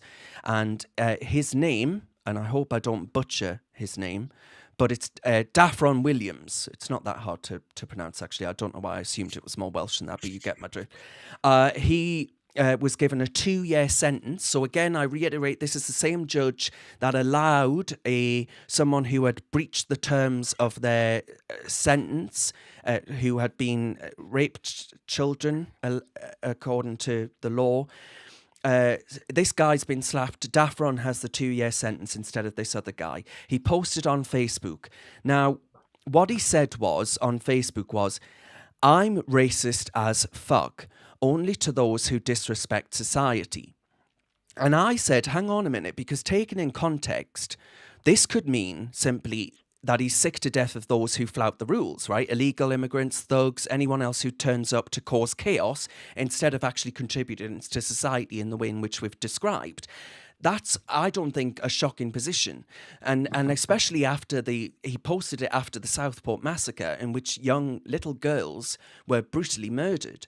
Now, wanting to deport those who come here illegally, who abuse our hospitality, I don't think that's racism. I think that's common sense. But in this climate of ours, it's become a crime to actually even suggest that the UK should have standards or enforce its laws. And they also mentioned, which I found really extraordinary, that it was his attendance at a Tommy Robinson rally, which, by the way, me and Chloe were at. So are we, if we ever say anything wrong online, are we going to have that as a mitigating factor against our names, that we get locked in the slammer? It was the attendance at that rally, at that event, that was an important mitigating factor. And she led off this rapist and she cited overcrowding as the reason for letting him off. Yet a veteran suffering PTSD banged up for venting online. What does that say about our priorities as a country? That we prioritise banging up people like Daffron instead of those who have breached the terms of their agreement when they were released from prison for a rape charge, especially one involving children. Are you as outraged by this as I was last night when I was sat furiously typing away at this? I mean, Younes, I'll start with you first of all. It's just I would describe this man as a political prisoner. I'm sorry, I would. Yeah, and look, the thing is, Winston Marshall, I think he went on the Gutfeld show on Fox News, and then he pointed to this very exact fact that we are releasing rapists, we are releasing murderers, and some people, they reoffended on the same day they were released. Literally reoffended on the same day they were released, and they were filling our prisons with people that made, reposted a meme or put an X post, and it's just absolutely ridiculous. And this is the thing. Look, I was going to give a speech at the Tommy Robinson rally, and now looking back at it in hindsight, I'm like, God, good. Maybe the fact that I missed it is a good thing, because who knows? The fact that I gave a speech on the Tommy Robinson rally could have been used against me. I could have been taken to court. Who knows? And I was going to be very, very, very, very critical of Keir Starmer in my speech, actually. And so maybe the fact that he didn't get back to me was a good thing. But at the end of the day, this shouldn't happen in the a first world country. This should not happen in a free society. This should not happen in a free speech society. And I was actually going to interview Winston Marshall today, and I was going to ask him about the exact same thing. So hopefully it comes on tomorrow, and we'll see. Well, we'll look forward to that. Elliott, where are you at on this? I mean, are you of the view that actually, first of all, this would never happen in the United States of America because of their free speech amendments? But I mean, even in the likes of France, I think you would find that the Front National or anyone associated with the likes of those would be able to say something like this without having attended a Front National rally or something, being used as a mitigating factor for a Facebook post after a little girl had just been murdered. Yeah, of course. I mean, look, the first thing that I thought when I read that tweet was that it was tweeted in an ironic way. It's clear that it's a humorous tweet, right? It's taking the mickey out of the fact that everyone gets called a racist nowadays, and that's the sort of vibe that he's putting in his tweet. Okay, well, maybe it's poorly worded, sorry, but can you really start jailing people for tweeting things? I don't think so, especially when releasing rapists, and even people who are committing GBH and stuff like that as well. And like Younes said, some of them were reoffending on the same day. We saw videos of them coming out of prison with like bottles of champagne, luxury rental cars. So yeah, this guy is clearly a political prisoner. And no, I don't think, in France or in America, you would be in this situation at all. And I think that just shows how far gone this country is going at the moment. And it has to change very fast. Yeah. I mean, Chloe, on that point that I mentioned there, we did go and cover the rally together. And, the fact that attendance of that rally is now used as a mitigating factor to bang people up for being angry about the Southport, what happened in Southport, which we're obviously not allowed to talk about anymore. But, the fact of the matter is that this country does not have freedom of expression if you can bang someone up for, one, attending a rally, two, posting a post which could have been, as Elliott says, meant as irony or meant as whatever else. But by the way, even if it wasn't meant ironically, I don't think you should be in prison for it, right? I'm just going to say I don't think you should be in prison for it. But and thirdly, Chloe, the fact of the matter is that the streets are not safe because we're not banging up people that should actually be in prison, but instead we're making these people, such as Daffron, who served this country more than any bloody politician or activist member of the judiciary, and this is the way we treat them. I find it appalling. I mean, this is beyond belief. I mean, I could not believe that, Darren, when you read out that the fact that he was at a Tommy Robinson rally was taken into account, potentially increased his sentence, or tipped him over the edge to give him the sentence and put him in prison in the first place. that is actually terrifying. Like, anyone who's thinking, oh, we could in the future be in a place where there's no, where that we've lost free speech in Britain. No, I genuinely feel now like we've lost it. This is genuinely insane. It is terrifying, and it means that we're all terrified to say what we want online. And as Elliott has pointed out, that post, that was a jokey post, right? He's pointing out the fact that you get called racist if you make a comment about anybody who's, say, got, you know, different color skin, right? So if I say, oh, that woman was rude to me, right? And it just so happens that she was a black woman, in today's society, they'll say, you're racist, you said that because of the colour of your skin. And you're like, no, because they're rude, right? And he's pointing out in this post, as Elliott said, you know, maybe it could have been better worded, right? He's pointing out, yeah, I don't like people who break the rules, who jump the queue. And I can't remember the exact words of it, right? Just like how anyone with white skin, I wouldn't like them if they break the rules, they jump the queue, they break the law, right? It goes for everyone, and I think that is the point that he's trying to make there. And if a judge can't see that, I'm sorry, but they are just thick. And I do wonder with the police, like, why are they doing this? Why are they going after people? Do they genuinely believe that this speech has to be stopped and it's a danger to society? Or are they going after these people because it's easy, it's easier than going after proper crime? So they just think, oh, you know, I want an easy shift today, so I'm going to go after some veteran with PTSD who posted on Facebook because I can just, you know, sit in my office and search his Facebook rather than go after burglars and people running around London with zombie knives. I just genuinely wonder what's going through their heads. But I mean, as you say, this would never happen in America. And yeah, I'm an American citizen, and I've often thought, you know, might not bother keeping the citizenship. I want to live in Britain. I don't think I'm ever going to live over there. But now I'm thinking I'm going to be clutching onto my passport very dearly, because I may need to call the US embassy if I get pulled into a police station for something I write online. It could happen at any moment. I didn't know that about you, but what a blessing that is to have, because the rest of us are, me and, well, actually, Elliott, I don't know if I should say this, Elliott, but you have nationality of a different country as well. John, don't you? Younes will be asking for Iran to take him back. Yeah, Darren, you'll be left here on your own. I think I'll get hanged if I go back. There might be more free speech in Iran at the rate it's going. And I'll be here. Everything I've said is not a good idea. Well, look, we're all ditching you, Darren. Sorry. Yes, I know you are, and look, I'm going to be here with the new Ayatollahs. That's the problem. Yeah. All right, guys, I've kept you long enough. Thank you very much for bearing with me as I spoke to Ben Habib, who was absolutely brilliant. Thank you very much to him for joining us and giving us his insight. And as someone just said there, that actually the fact of the matter is, he doesn't hold back, and people find that incredibly refreshing, right? That he actually answers a question as well. I couldn't agree with that. People value authenticity. That's true. That's why actually people on the left liked Jeremy Corbyn. I mean, he might be authentic in all the wrong ways, but they liked it because of the fact he was. Yeah.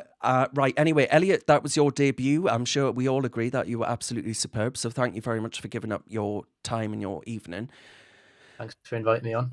Younes, thank you as ever. We'll see you with Winston Marshall hopefully later this week. And Chloe, we'll see you every single day because you never stop working and you're a trooper for the cause and everyone loves you because you're beautiful and all the rest of it. So there we are.